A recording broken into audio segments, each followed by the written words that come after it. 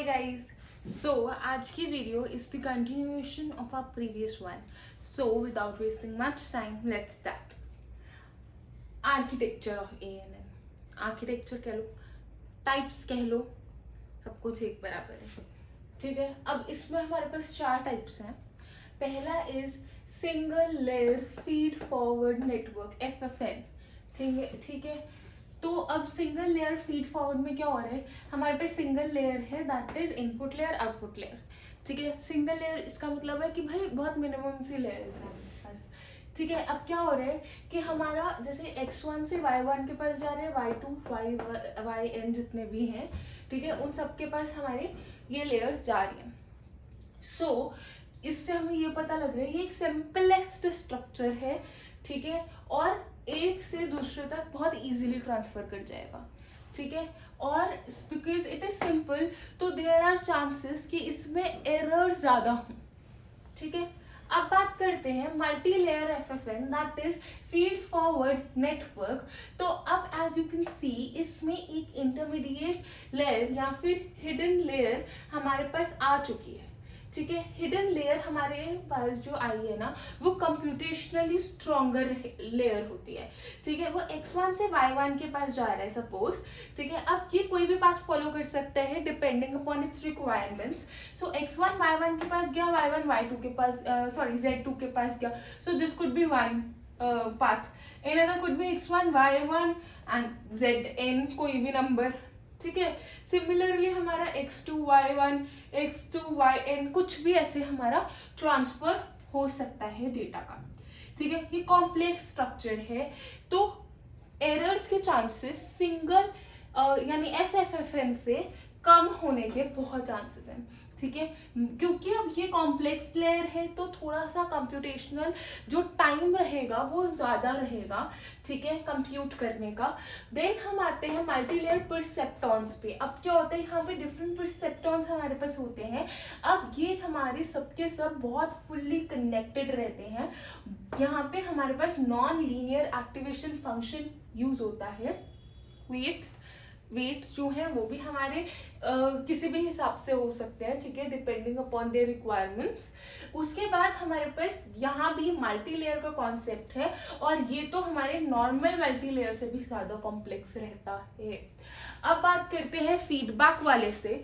सो feedback में हमारे पास क्या हो रहा है कि x1 y1 और एक ही आउटपुट रहता है. मतलब हम जितना मर्जी कंप्यूट कर ले, ठीक है, जितनी मर्जी लेयर बना ले, यहाँ पे आउटपुट हमारा 1 ही होता है इस केस में मैक्सिमम टाइम्स.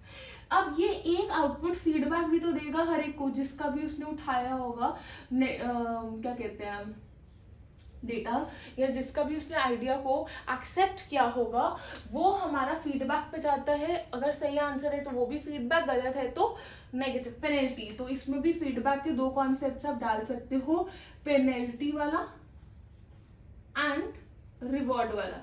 ठीक है. इसके साथ साथ ये भी मल्टी लेयर है, मोर एक्यूरेट है बिकॉज यहाँ पे फीडबैक हमारे देने स्टार्ट हो गए.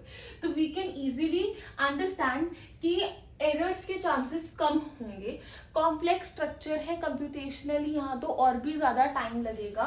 ठीक है. तो मैं लिख सकती हूँ कि it takes more time because यहाँ पे ना सिर्फ उसको फीडबैक लेना है बट उसको कॉम्प्लेक्स स्ट्रक्चर को सॉल्व करते हुए आगे भी जाना है. अब यूजेस की बात कर लेते हैं. तो हेल्थ केयर हमारा सबसे पहला यूजेस है जहाँ पे ये मेडिकल इमेजेस को एनालाइज करता है. ड्रग्स यानी कि मेडिसिन. ठीक है. वो वाले ड्रग्स नहीं है. ठीक है. सो सर्च ऑफ मेडिसिन. ठीक है. टेलीकम्युनिकेशन में हमारे पास होता है अगर फ्रॉड हो कुछ तो उसको डिटेक्ट कर लेता है. ठीक है. एंड फाइनेंस में रिस्क एनालिसिस, जो भी फाइनेंशियल रिस्क होगा वो सभी तरह आता है.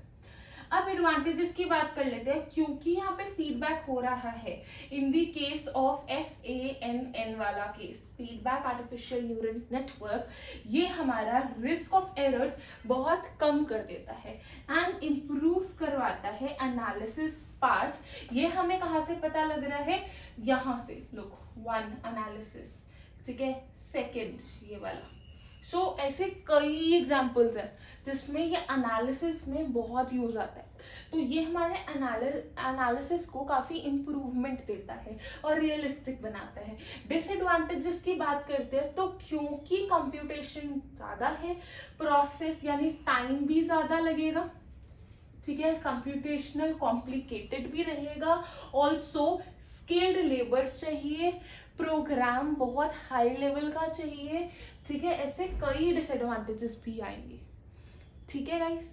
सो I think we are done with this whole topic of neural network and next topic हम एलडीए की डिस्कशन करेंगे।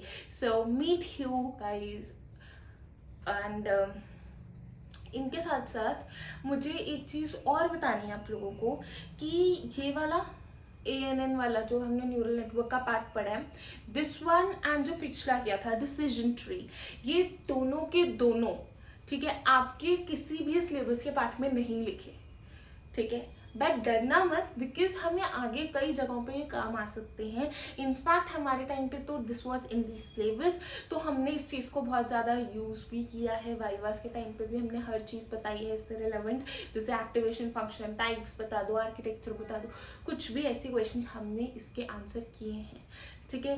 एंड ऑल्सो AI वालों, ये तुम्हारे लिए भी है, because as far as I know ये तुम्हारे सिलेबस में भी एग्जिस्ट करता है, ठीक। ये हो गए दो important points and next video से हम पूरे तरीके से यूनिट 2 की तरफ फोकस करना स्टार्ट कर देंगे, जिसमें सुपरवाइज लर्निंग के काफ़ी कॉन्सेप्ट्स हैं। LDA है वन ऑफ देम, जो कि हम नेक्स्ट वीडियो में ही डिस्कस करने वाले हैं। So all the best, have a nice day and please don't forget to like, share and comment. इनके साथ साथ सब्सक्राइब भी कर देना प्लीज़। सो स्क्रीनशॉट ले लो एंड बाय बाय।